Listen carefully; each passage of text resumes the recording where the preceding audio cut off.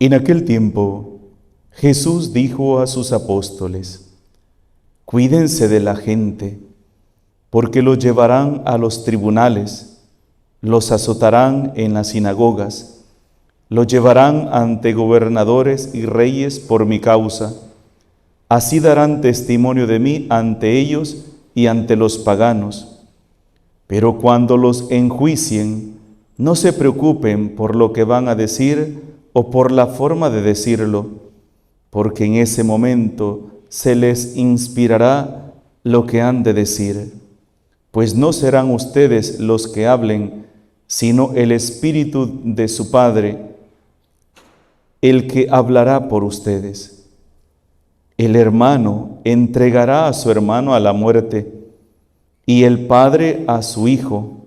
Los hijos se levantarán contra sus padres y los matarán. Todos los odiarán a ustedes por mi causa, pero el que persevere hasta el fin se salvará. Palabra del Señor. Celebramos hoy, 26 de diciembre, la fiesta de San Esteban protomártir, el primer mártir.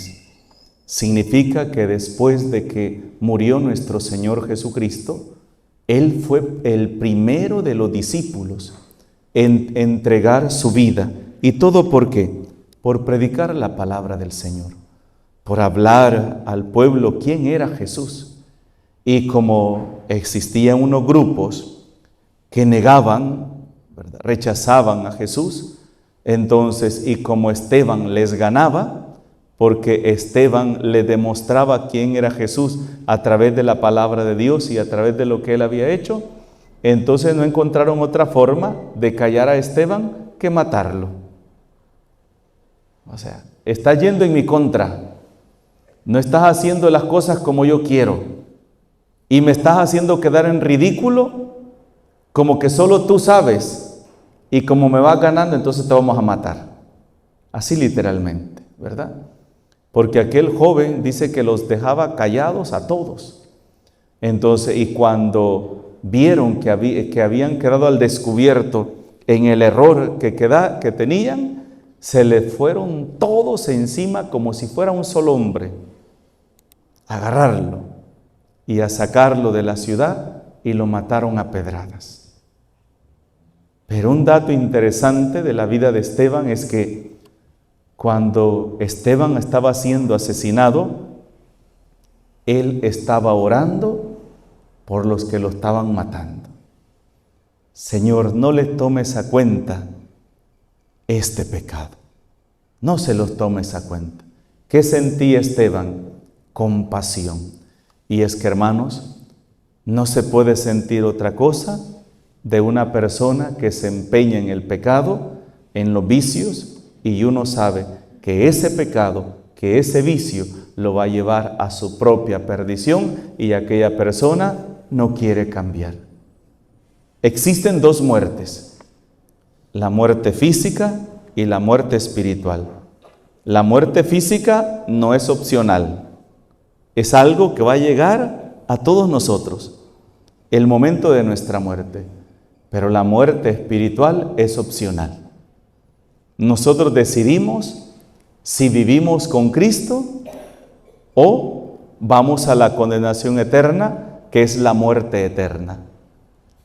Porque Cristo es la vida, el pecado es la muerte eterna. ¿Y qué es la vida en este mundo? Un momento.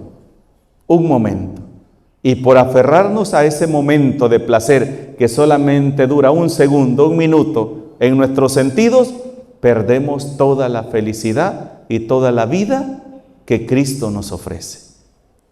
Pero ahí es opcional. Yo siempre me ha gustado decir esto: hermano, tranquilo, si tú no quieres entrar al cielo, ni Dios te obliga, ¿verdad? Esto es opcional. Cada quien decide. Pero ¿saben cuál es el problema? Que desde el momento que tú estás tratando de hacer las cosas bien, tu misma vida incomoda al perverso, al malvado. Por ejemplo, viene la niña Griselda para la misa. Es un invento, estoy poniendo un ejemplo, no es que estoy diciendo que es cierto. Pero hay una señora que vive en la esquina, que cada vez que pasa empieza a insultarla. Y dice, vieja sin oficio, saber qué va a hacer, en vez de estar atendiendo al marido, no tienen oficio, solo por andar en la calle, y que esto y lo otro. Y es cada vez que usted pasa, es para salir a insultarla, que por qué va a misa, que por qué va tanto, qué es lo que busca tanto, como que solo en la iglesia vivieran, y esto y lo otro. Y es una incomodidad y un disgusto, porque usted va a la iglesia. ¿Y ustedes creen que esos son ejemplos ajenos a la realidad nuestra? No. Miren, hay gente que no se acercan a la iglesia, pero están pendientes quiénes van a la iglesia de sus vecinos para estarlos criticando, insultando. Gente haragana, gente hipócrita. Así tratan a la gente que va a la iglesia. Gente hipócrita, gente sin oficio. En vez de estar haciendo trabajo en la iglesia y pasan metidos en la iglesia. Me decía una vez una hermanita, ay padre, me dijo, fui que una señora, solo cucaracha de la iglesia me dice. Y le decía, peor sería que le dijeran cucaracha de otro lado, ¿verdad? ¿No le parece? Peor sería. Por lo menos nos dicen cucarachas de un lugar que es la casa de Dios, ¿verdad? Entonces, peor sería que le dijeran otro. Pero hay gente que les incomoda tanto, y no porque usted la esté inventando, no porque usted pase diciendo, mire fulanita, vamos a misa. No. Si en todo caso usted le dice buenos días, buenas tardes, buenas noches. Y eso es todo. Y con el simple hecho de verla que usted va al grupo de oración, que va a servir a un retiro, que va a evangelizar, que va a la misa y todo eso, ya eso es más que un motivo para que usted le caiga mal a esa persona. ¿Y sabe por qué? Porque en su corazón sabe que eso es lo correcto y que él está haciendo lo incorrecto. ¿Y saben qué es lo peor? Que hay gente que según ellos piensan que son mejores solo porque no van a la iglesia. Miren, eso es lo peor que hay. Hay personas que piensan que solo por no ir a la iglesia ya son mejores que los que van a la iglesia. Pues saben una cosa, cuando nosotros vamos a la iglesia, vamos porque reconocemos que somos imperfectos, que tenemos muchos defectos, y vamos a pedirle al Señor que nos ayude a ser mejores personas. Más te vale que voy a la iglesia. Si no fuera a la iglesia, quién sabe cómo te fuera, ¿verdad? Porque aquí el Señor es el que nos frena, ¿sí o no? El Señor es el que nos frena, nos detiene, nos pone bozal, decía mi abuela, ¿eh? El Señor es el que nos pone bozal. Si no nos pusiera bozal, si no nos frenara, si no nos detuviera, pobrecitos nosotros y pobrecito aquel también, porque nos pusiéramos del tú al tú y ahí sí se arma la parranda, ¿verdad? Pero ese es el problema de muchas personas. No están conformes en la vida podrida que llevan, en la vida de borrachera, en la vida de adulterio, de fornicaciones, drogas y todo. No están conformes en el pecado que ellos están. No. Les incomoda saber que hay otros que no están siguiendo el mismo camino de ellos. Como los borrachos. Los borrachos no están tranquilos y no están chupando con otra gente. No están tranquilos y no están tratando de enviciar a un niño o a un joven. Y eso debería ser un delito, no solo pecado, sino un delito grave. Que un adulto le ofrezca una cerveza a un menor de edad. Preso debería ir. Y deberían abrir una ley, ¿verdad?, donde diga que todo aquel adulto que le ofrezca a un menor de edad una botella de cerveza o una bebida alcohólica, al bote. Debería ser una ley. Porque ahí se está protegiendo ¿a quién? Al menor de edad.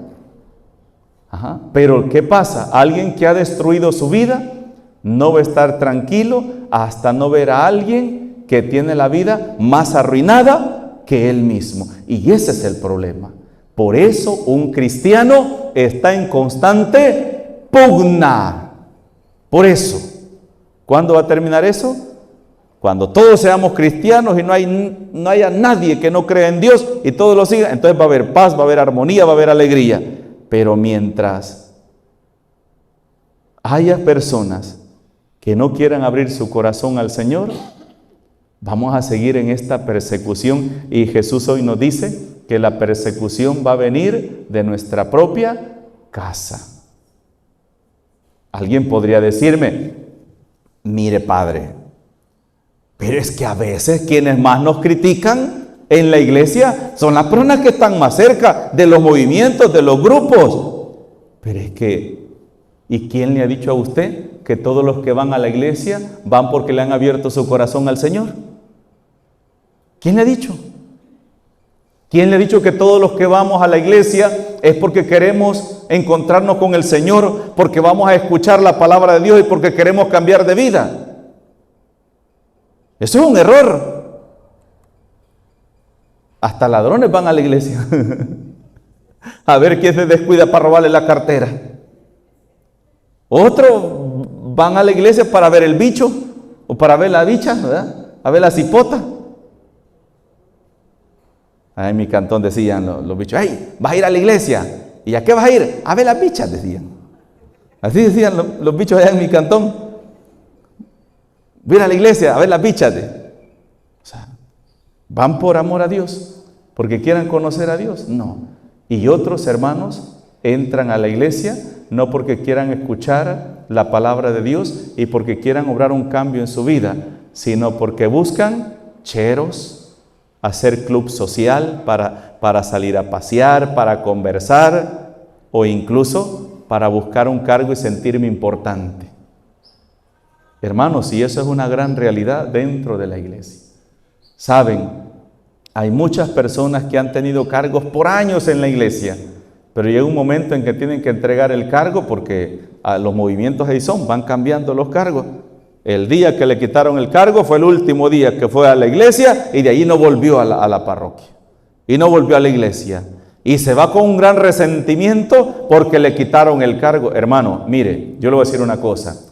Para servir al Señor no necesitamos cargos. Para servir al Señor no se necesita un cargo en el cual yo sobresalir, sentirme importante y tener personas a las que yo voy a mandar. Para servir al Señor solo se necesita ganas de quererle servir, como ayer, ¿verdad? Miren todos recogiendo sillas, limpiando, haciendo pupusas, vendiendo aquí, dando chocolate, todos trabajando. ¿Porque tenían un cargo? No, porque querían servir. Cuando entendamos eso en la iglesia, entonces nos vamos a ver todos como hermanos, iguales, y no vamos a empezar a ver hacia abajo, porque yo estoy aquí sentado para mandar, para disponer, para regañar, para humillar, para criticar. No, vamos a darnos cuenta que venimos a la iglesia a servir. Pero saben, dentro de la misma iglesia es donde vamos a encontrar personas que van a tratar de desanimarnos, que van a tratar de hacernos quedar mal ante los demás, que nos van a criticar. Por eso Jesús dice hoy, mire, por mi causa el hermano entregará a su hermano a la muerte y el padre a su hijo. Los hijos se levantarán contra sus padres y los matarán. Todos los odiarán a ustedes por mi causa, pero el que persevere hasta el fin se salvará. ¿Qué significa? Que te odien a ti por servir al Señor. Y hermanos, eso es lo que no hemos entendido nosotros. Muchas personas a la primera prueba que tienen dentro de la iglesia es que me vieron mal, es que me criticaron, es que se burlaron, es que me quitaron la silla donde yo siempre me sentaba, es que me empujó una señora cuando íbamos a comulgar. Pues hay pobres señoras que no pueden caminar, ¿verdad? Y medio se marean y gracias a Dios que toparon en alguien para detenerse, ¿verdad? Pero aquella en la casa de tuvieron, le hacía unos ojos que si tuviera láser en los ojos, fulminar a aquella cristiana y la dejar el carboncito ahí, ¿verdad? Los grandes ojos que le hace. Y después pasan el cuerpo y la sangre de Cristo. Amén. Después de haber hecho carbón a su propio hermano, a su propia hermana, pasa a comulgar el cuerpo y la sangre de Cristo. Y con toda tristeza y con todo dolor tenemos que decir que esa gente es la que habemos en la iglesia, que nos falta mucho por trabajar nuestro proceso de conversión. Y saben, es necesario decir esto, porque hay personas que vienen a la iglesia y cuando ven ese tipo de actitudes, se quieren ir. No, hombre, yo no voy a ir a la iglesia, miren, ahí estaba la fulana y fulano peleando. Por eso yo les digo, hermanos, no peleen en público. Ahí hay una bodega, allá van a pelearse, allá, pero en público no peleen en público, porque no tanto es el pleito, sino el escándalo que se hace, ¿verdad? Y ahí es donde tenemos que tener cuidado de lo que decimos, de las cosas que hacemos, cómo decimos las cosas. Alguien podrá decir, padre, pero entonces ¿para qué van a la iglesia? Porque Dios cada día nos da una oportunidad para cambiar, como se la dio a Judas. Judas pasó 3 años con el Señor. Y nos dice la palabra de Dios que Judas no era una persona ajena, lejana, el más marginado de los discípulos, no. Judas era el de confianza. Era el de confianza. Era quien Jesús le daba el dinero. Y usted no le va a dar al más sinvergüenza, a quien en menos confía, el dinero para que se lo guarde, no. Se lo va a dar a la persona de más confianza. Y cuando en la última cena le preguntan, Señor, ¿quién es el que te va a traicionar? Él dice, el que moja su pan en mi mismo plato. Por eso yo digo que la pintura de la última cena que hicieron del Señor, esa pintura está mal hecha. Porque a Judas lo ponen en la última esquina, ya todo marginado. Allá lo ponen en la esquina. No, ¿y cómo va a estar mojando el pan en el mismo plato del Señor si está en la otra esquina? Si Juan estaba aquí, a la derecha, Judas tenía que estar a la izquierda. Porque estaba mojando el plato a tal grado que cuando Judas le pregunta, Señor, ¿acaso soy yo? ¿Y qué le dijo Jesús? Tú lo has dicho. Y si Judas hubiera estado lejos, Señor, vea que de mí estás hablando. Sí, Judas, vos sos el que me vas a traicionar. Todos se hubieran dado cuenta. Pero no es así, ¿verdad? Entonces, eso, hermanos, tenemos que saberlo, que cuando buscamos al Señor, tenemos que saber por qué lo buscamos, qué es lo que queremos. Y pidamos al Señor que esos ejemplos negativos que he puesto yo hoy en el Evangelio, no seamos ninguno de nosotros, ¿verdad? Sino que tengamos un corazón bien dispuesto y sincero ante Dios, reconociendo nuestra necesidad delante de Él. En el nombre del Padre, del Hijo y del Espíritu Santo. Amén.